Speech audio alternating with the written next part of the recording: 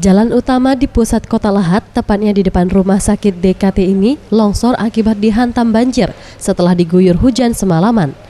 Kondisi jalan longsor dan seluruh material longsor hanyut ke sungai.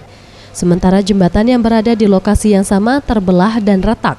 Akibatnya bagian sisi jembatan miring ke dalam sungai. Kejadian ini juga nyaris merobohkan kios penjualan pulsa dan makanan milik seorang warga yang berada di lokasi kejadian. Akibat kejadian ini, jalur utama ini nyaris terputus dan hanya bisa dilewati satu jalur. Petugas gabungan dari BPBD, TNI, dan Polri membersihkan jalan akibat pohon yang ikut tumbang di lokasi jalan longsor ini. Camat Lahat, Kamran, mengatakan kejadian ini terjadi akibat hujan lebat yang mengguyur Lahat sejak beberapa hari terakhir. Karena debit air sungai meluap dan menghantam jembatan sehingga jalan di sisi jembatan longsor. Selain itu, jembatan juga terbelah dan separuh jembatan miring ke sungai. Kondisi ini menyebabkan jalan hanya bisa dilewati satu jalur dan kendaraan harus bergantian melewati jalan ini. Sudah lanjut ya.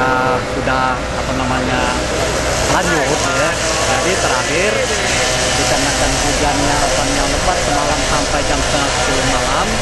Jadi jembatan ini yang bawah ya terkikis oleh air ya, sehingga mengakibatkan jembatannya jebol. Akibat kejadian ini, pihak kepolisian dari Polres Lahat dan Dishub Kominfo menutup sebagian akses jalan ini. Pengemudi harus berhati-hati karena kendaraan hanya bisa melewati satu jalur secara bergiliran.